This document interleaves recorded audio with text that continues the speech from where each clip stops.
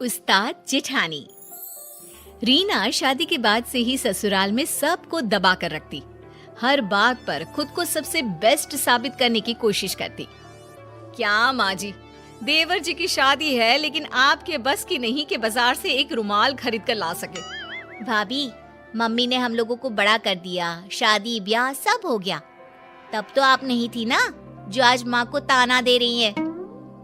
एक तो तुम लोग यहाँ आती हो, फिर मेरे और माँ के बीच लड़ाई करवाती हो।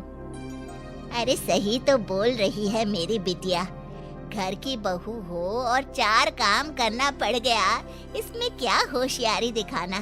अरे करना है तो करो, नहीं तो।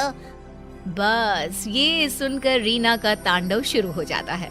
वो चिल्लाने लगती है, हाँ हाँ, सारे काम करवाने के लिए रीना रीना, लेकिन जब काम हो जाए तो धमकी। अरे वाह जी वाह, अब देखो मैं क्या करती हूँ। घर पर छोटे देवर की शादी, ऊपर से भाभी नाराज। अरे रीना बहू दिखाई नहीं दे रही, उसे बोलो छोटी बहू के घर जाकर उन लोगों से पूछ ले, कोई काम की जरूरत तो नहीं है। लेकिन रीना बहू हो तब ना। पापा, भाभी तो मायके चली गई, ये कहकर गई है कि शादी में भी नहीं आएंगी। अरे ये क्या बात होती है, समाज क्या कहेगा। और अब जब सब घर में आने वाले हैं, ऐसे में बड़ी बहू का घर में ना होना बिल्कुल भी ठीक नहीं है ये बात। अरे पापा रहने दो ना उसे, वहीं छोटी छोटी बात पर घर पर कलेश करती है। सोचती है खुद किसी को कुछ भी बोले लेकिन उसे कोई कुछ ना बोले। ऐसा होता है क्या? अरे फिलहाल तो बहू को मना कर लाना जरूरी है। ड्राइवर से बोलो कार निकाले, हम खुद जाएंगे। घर के सभी लोगों को बहू पर गुस्सा आता है। जो आदमी अपने उसूलों के आगे किसी के सामने नहीं झुका, वो कल की आई एक लड़की को मनाने जा रहा है। पता है ना माँ, पिताजी को समाज, परिवार और आस पड़ोस की कितनी परवाह है। पापा सबके सामने मिसाल कायम करके खड़े हैं कि उन्होंने पूरा परिवार बांध कर रखा है। ऐसे में भाभी नहीं होंगी तो पापा की प्रतिष्ठा में उंगली तो उठेगी ही ना। ये भाभी की जीत नहीं, सबसे बड़ी हार है, हार। उधर मायके में रीना की माँ, अरे बेटी क्या बात है, इतने पैसे वाले लोगों को घुटने में ले आई तू। देख तेरा ससुर कैसे गाड़ियों का काफिला लेकर आया है हम लोगों के दरवाजे। अरे माँ बस बहुत हो गया इन लोगों का नाटक। अब तो देखो वो जो इन लोगों का दूसरा बंगला है ना, देवर की शादी के बाद वहां जाकर रहूंगी मैं, देख लेना। तभी ससुर बहू के मायके आते हैं। रीना की माँ नाटक करती है, अरे आइए भाई साहब, अरे देखे ना कब से समझा रही हूँ कि ससुराल में तेरी जरूरत है, चली जा बेटा। लेकिन पता नहीं क्या बात मन को लग गई है, आई तब से रोए जा रही है। ससुर जो बहू की माँ की हरकतों से अच्छे से वाकिफ थे। देखिए वो सब हम बाद में देख लेंगे, हमारे घर का मामला है। फिलहाल रीना बेटा घर चलो, वहाँ तुम्हारी जरूरत है। बड़ी बहू हो तुम, लोग क्या कहेंगे। देखिए पिताजी, आप खुद आए हैं तो ठीक है, मैं चल रही हूँ, लेकिन मैं साफ साफ कह देती हूँ, देवरानी के आने के बाद मैं उस घर में नहीं रहने वाली। वो तो तुम्हें बोलने की जरूरत ही नहीं है। मैंने पहले ही फैसला ले लिया है कि मैं तुम्हें दूसरे बंगले में शिफ्ट कर दूंगा। छोटे की बीवी और वो हम लोगों के साथ रहेंगे। रीना को तो मानो मन मांगी मुराद मिल गई। तो फिर ठीक है ससुर जी, चलिए चलते हैं। रीना ससुराल चली जाती है और अच्छे से शादी हो जाती है। छोटी देवरानी जैसे ही घर में कदम रखती है, हाय रे, न जाने किसके अपशगुनी पैर हम लोगों के घर पड़े हैं। बत्ती ही चली गई, करो अब अंधेरे में सारी रस्में। तभी नौकर कहता है, अरे नहीं बड़े बहू जी, वो तो बत्ती आई है, जनरेटर बंद किया है ना अभी। छोटी बहू के तो पैर बहुत ही सगुन वाले हैं। अरे 2 दिन से पूरा मोहल्ला अंधेरे में डूबा था, अब जाकर लाइट आई है। अरे हाँ ठीक है, ज्यादा बोलने की जरूरत नहीं है। नौकर हो, नौकर की तरह रहा करो।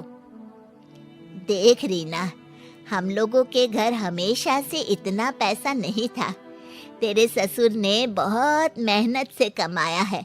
नौकरों से अच्छे से बात किया करो, ये हमारा परिवार ही है। हाँ ठीक है, वैसे मेरे मायके में नौकर चाकर रहे नहीं, लेकिन सब जानती हूँ कैसे बात करनी होती है इनसे। नौकर मुंह लटकाकर चला जाता है। अरे देवरानी जी, कुछ बोलोगी भी कि बस ऐसी ही सबको घूरती रहोगी? लेकिन छोटी देवरानी कुछ नहीं बोलती। अगले रोज, अच्छा तो मैं चली दूसरे बंगले में। यहाँ सब आप लोग आराम से खुशी खुशी रहो अपनी नई बहू के साथ। रीना का पति कहता है, लेकिन मैं अपना घर माँ पापा को छोड़कर कहीं नहीं जाऊंगा, ये तो पक्की बात है। तो ठीक है ना, आप रहो, मैं और बच्चे तो जाएंगे। कौन रहेगा यहाँ सर्कस में? छोटी देवरानी बोल पड़ती है, दीदी आप इस घर को और घर के लोगों को ऐसे नहीं कह सकती। हाँ रीना भाभी, छोटी भाभी सही कह रही हैं।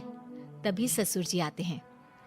बड़कू बेटा, अपनी बीवी को लेकर जाओ दूसरे बंगले में, हम लोगों के लिए छुटकी बहू है। पिता का ऑर्डर मानकर बड़ा बेटा रीना और बच्चों को लेकर चला जाता है। आज सब कान खोलकर सुन लो, वो घर की बड़ी बहू है, बड़ी ही रहेगी। समाज में, परिवार में, हर जगह उसे हमारी बड़ी बहू के नाम से जाना जाता है।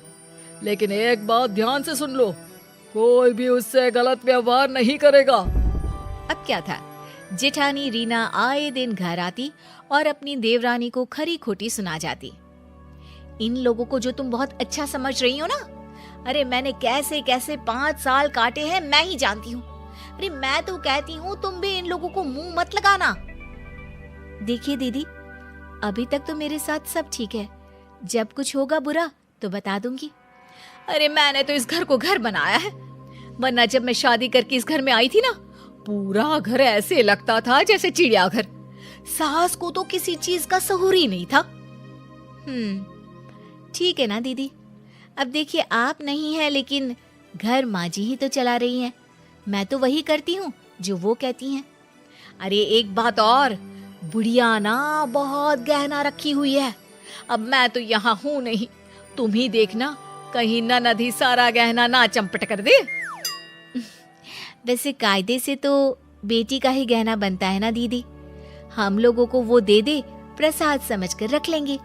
आखिर सास की यादगिरी भी तो बहू के पास होनी चाहिए ना। अरे पता नहीं तेरी माँ ने तुझे कोई संस्कार ही नहीं दिए। अरे इन लोगों को जानती नहीं है तू। तभी ससुर वहां आ जाते हैं और छोटी को डांटने लगते हैं। छोटी बहू, मैंने तो तुम्हें अच्छा समझा था, लेकिन तुम भी। नहीं पापा जी, मैं तो सिर्फ दीदी से बात कर रही थी। हाँ, ये क्या कह रही थी पापा जी जानते हैं आप, कि बुढ़िया मर गई तो सारा गहना बेटी को दे जाएगी। मैंने कभी नहीं सोचा था छोटी कि तू भी ऐसी निकलेगी। तभी वहां सास और ननद आ जाते हैं। छोटी बहू दोनों को देखकर डर जाती है कि सास कहती है, नहीं नहीं, हम लोगों ने दोनों बहुओं की बात सुनी है। छोटी बहू की हर बात ठीक और संस्कारी थी। बड़ी बहू इस घर की हम लोगों की दिल खोल कर बुराई कर रही थी। जेठानी जैसे भी क्यों ना हो, जरूरी नहीं कि देवरानी भी वैसे ही निकले। हर एक के घर के अपने संस्कार हैं। बड़ी, तूने अलग घर ले लिया है, अब यहाँ का रास्ता भूल ही जा तो अच्छा है। छोटी सास की बात सुनकर चैन की सांस लेती है।